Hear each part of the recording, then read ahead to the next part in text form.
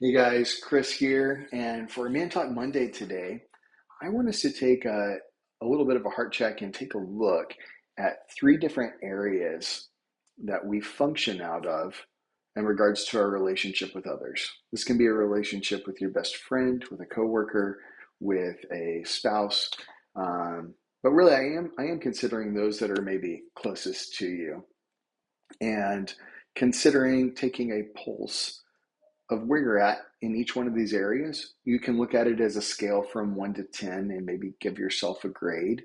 And then ask yourself, what is it going to take for me to take the next step in this area?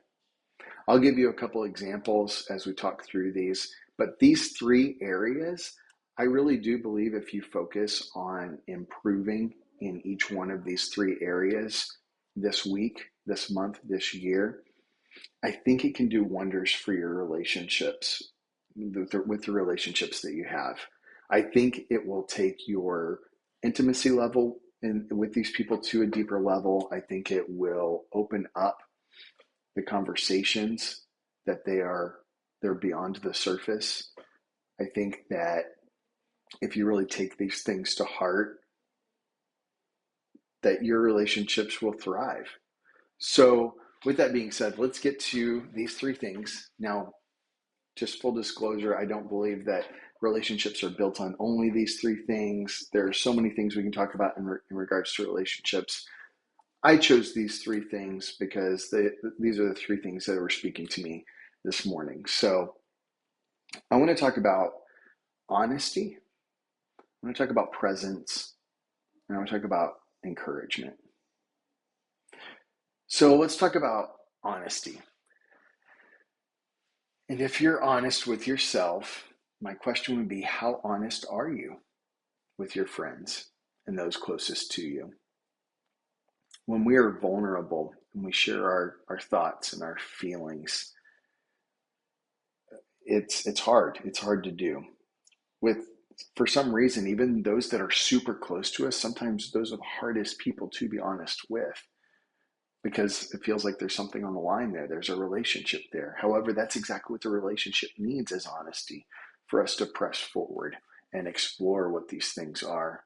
So be willing to share your thoughts, your feelings, your struggles, the things that you have hidden. Feel free to open up. Now, those might have consequences. They could cause friction, but for us to better understand and help each other, we have to reveal what is hidden and be honest. And so it's inviting your friend, your spouse, whoever it might be, it's inviting them to do the same. It's opening the door of invitation. And so honest conversations, they build trust, and they deepen the connection. It might be as simple as, and we can explore this as a friend with others that we have a relationship with. Hey, I notice you've been a little bit distant lately. Is everything okay? And actually, you know what? I'm the target here because my wife she's so good about reading my body language and me actually being distant and kind of, I'm going to be a recluse now.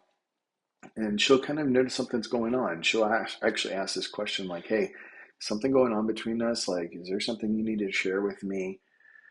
And man, it's like, okay, she just opened the door wide open for me to have an honest conversation with her. And I so appreciate it because I've been timid to do so. So let's practice honesty. And now we can talk about it. We can get into the meat of whatever's going on. So, my question for you is, on a scale from 1 to 10, how honest are you being with people? Where could you step up your honesty? Where could you open the door for others to be honest? All right, secondly, let's talk about consistency. And with consistency, I'd like for you to think about it this way. Consistency isn't just about, consistency is time over time. It's investing time over time. Everyone says they're too busy. Everyone, it's relative. Everyone has busy schedules. I don't know if I have enough time for this, enough time for that. And the truth is, like, you're not really friends with the, you know, the 40,000 people you have on your Facebook list. It's not the case. Your deepest relationships are those that you spend time with and you invest time with. And so when we show up consistently, we're setting aside time. We're building the time into our schedule. We're setting appointments. We're setting the lunches on the weekly basis.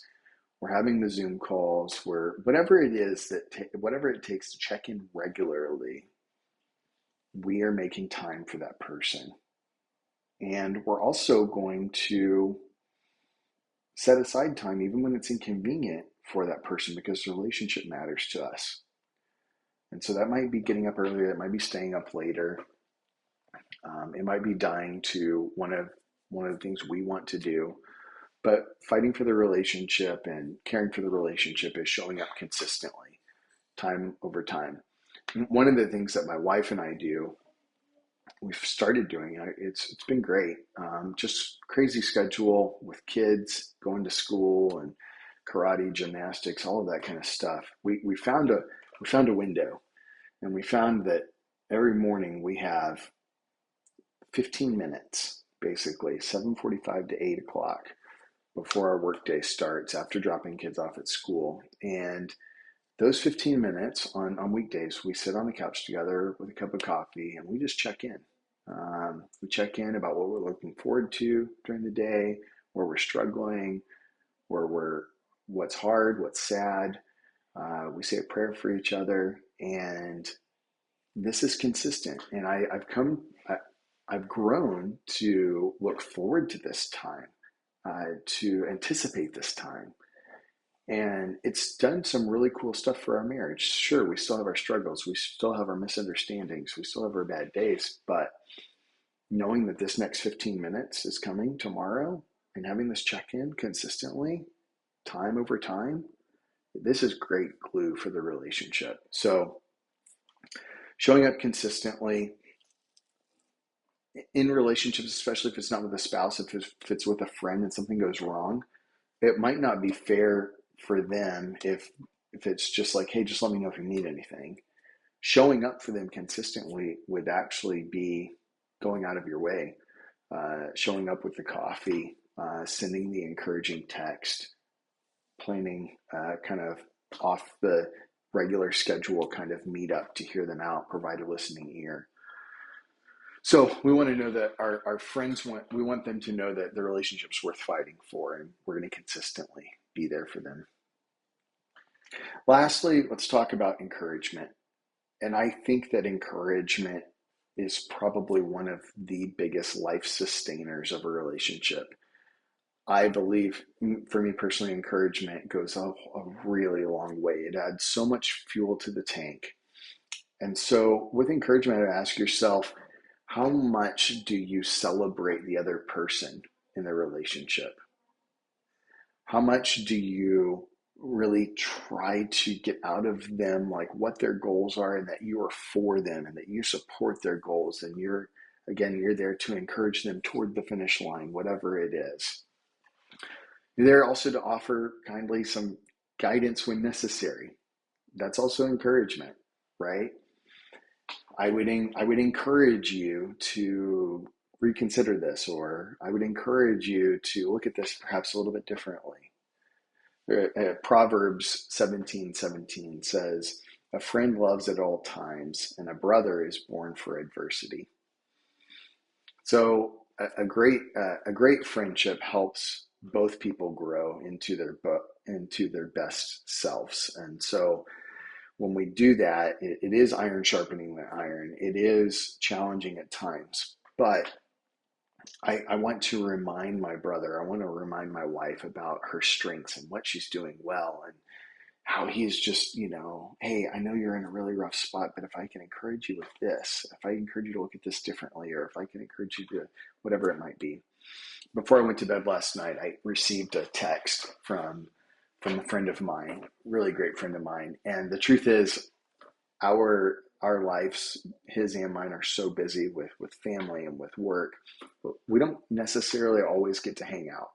It's rather difficult because of our schedules to have a physical hangout, just the two of us. But There was a dinner that we had about a month or so ago, and I've got to tell you that the dinner was so good, not because of the food, but the conversation was so rich, and there was a lot of this honesty that showed up in the conversation. Him and I both revealing some things to each other, but both him and I encouraging one another. And I got a text from him last night, just, hey, I just wanted to encourage you. Some of the things you shared with me, I've put into practice, and it was so life giving for me. There was actually some stuff that we talk about a lot in Braveheart, some of his values, and him practicing those and writing them out, and him showing up differently at work. And because he did, it actually kind of changed the countenance of how he showed up and how he responded and how he was carrying the weight and the emotional baggage of the job and whatnot. So encouragement, it's a two-way street. And I think in our relationship, both people need to be encouraging one another. So where are you at with encouragement, and how might that show up in your marriage or in your relationships? What's a way that you can do more of that? So consider these areas, consider the ways that you can improve, ways you can take another step, perhaps consider some creative ways. Think, have fun with it, get creative on how you can open the door for honesty or just be more honest. Think about how you can be more present in your relationship with others. How can you build in more time over time? What would that look like in your schedule, in your calendar, setting reminders? And then encouragement. Maybe even today, consider sending an encouraging text to your wife. Consider sending an encouraging text to a brother, to a friend, and just see what that does to the relationship. So with that, I'm rooting for you. I'm cheering on your relationship, whichever one you have in mind right now. And I pray that it's taken to new heights. So with that, you guys have a fantastic Monday.